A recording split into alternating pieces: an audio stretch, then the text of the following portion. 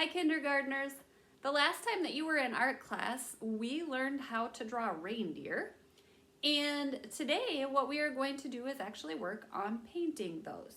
Now, if you don't have any paint at home or watercolor paints at home, no worries. You can go ahead and use marker, you can use colored pencils, you can use crayons, whatever works for you. So I will do that demonstration in just a second. All right, so today I'm going to show you how we are going to paint our reindeer. We are going to be working with something called the complementary colors. So the colors that I tell you to use today are the colors that I want you to use because they are the complementary colors. So complementary colors are colors that if you mix them together, they will make kind of a muddy or dirty color. However, if they are right next to each other, they really make each other pop out, okay? Another word for that would be contrasting. So it would be like if you have a light color next to a dark color, the light color really makes the dark color look dark, and the dark color really makes the light color look light. So I want to show you this. This is called a color wheel. And this one has a few more colors than the one that I use at school. But I use this for the older kids and they were learning about some of these additional colors. So what I want to talk about, like I said, are the colors called the complementary colors.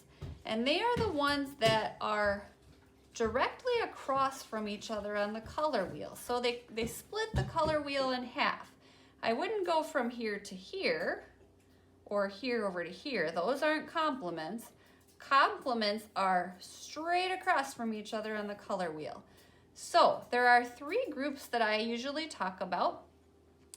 The first group of complementary colors is yellow and purple.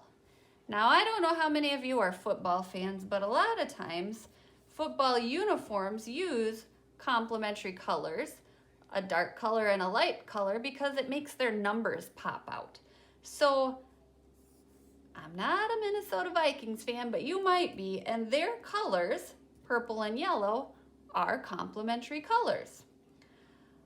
The Chicago Bears, blue and orange. Their football team's colors are blue and orange. Their uniforms are blue and orange. Those are two complementary colors. Now, the Packers, the green and the yellow, those are a dark and a light color, but they are not complementary colors. Green and red actually go together, and I tend to think of those as colors that we think about more around the holidays.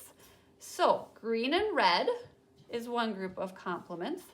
Yellow and purple is another group of complements or complementary colors. And orange and blue is the third group of complementary colors. For this project, we are going to work with red and green. So the complementary colors, red and green. So for the background, every single one of you is going to use green for your background, okay? Now, if you are using watercolor paints, which is, like I said, that's what I'm using, there are a couple of green colors on your trays. It doesn't matter to me which one you use. You just want to make sure that you have it nice and vibrant or really really popping out. If I put too much water in my paint, it kind of looks too dull and it doesn't look quite as nice as when it's nice and vibrant. So I would call this nice and vibrant. I am going to try to show you what not so vibrant would be. That's still pretty good. That right there. See how that is a lot lighter than this? I want you to try to make your paint look like that. So you still have to get the puddle in your water, in your paint, I should say. But you really want to stir that paint good to get it this darkness or that vibrant, okay? You're gonna trace all around your deer with that green paint and paint the whole entire background. So there should not be any white left in your background.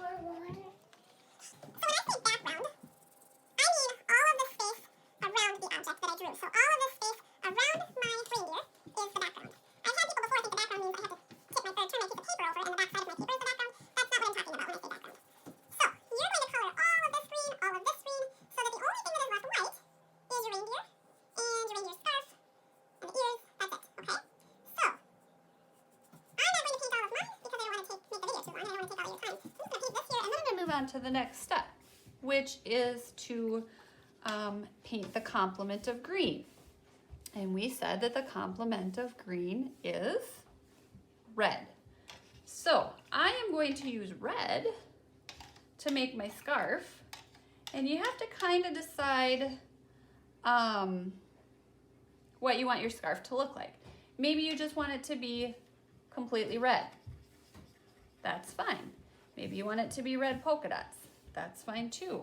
I think I'm gonna make mine look like, kind of like a red candy cane. Like this, so just stripes of red. Again, you don't have to do it like me. You do it how you would like yours to look. Now, when you do this, I am gonna warn you, I would wait until your green background paint is soaked in a little bit. Okay? Otherwise, if your green and your red mix, it's going to make that kind of muddy look that I talked about. It'll look like a brownish color.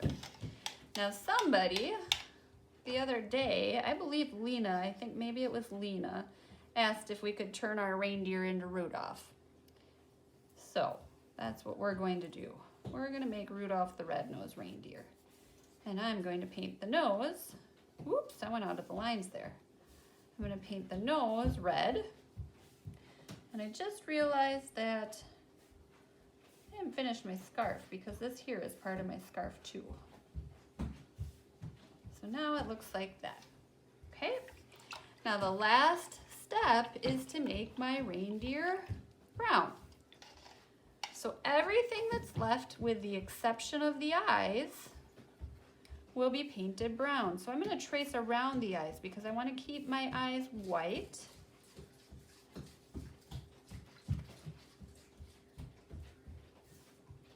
And try really hard to keep that paint out of the white part of the eyes.